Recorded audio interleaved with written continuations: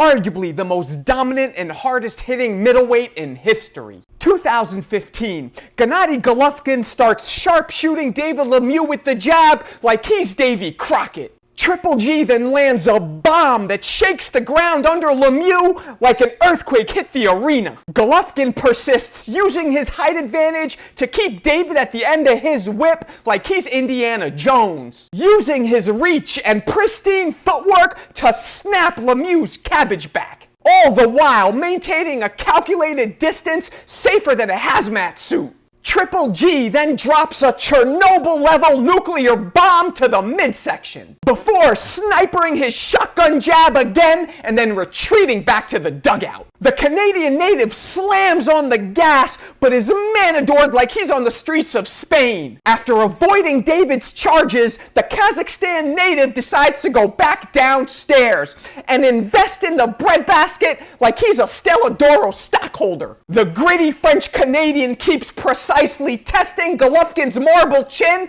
like he's an archaeologist. But Triple G fully absorbs it better than a roll of Charmin, showing his Wolverine-level recuperative powers as he maintains his career streak of never touching the canvas. Gennady responds by harpooning Lemieux like Moby Dick with repeated right hands, which leaves David frantically covering up like he's getting jumped into the Southside Crips. Triple G then tenderizes Lemieux's liver like an overnight marinade, before dropping a follow-up hammer that ravages David's kidneys like a fifth of Everclear, which consequently forces Lemieux down on one knee like he's proposing. David gets up seemingly energized as he drives home more rocks than Fred Flintstone. But Golovkin blasts him with a left hook that stops him dead in his tracks like a crossing guard. However, the former middleweight champ throws a fresh pack of Energizer batteries in his back and pops off with a crushing barrage that dents Triple G's grill like he was an offender bender. So Gennady goes back to basics like he's dating a 6 and resumes pumping his high-octane jab like he pulled over at a Sunoco, which keeps Lemieux at precise range while he's able to land cinder blocks. David keeps coming back like a boomerang,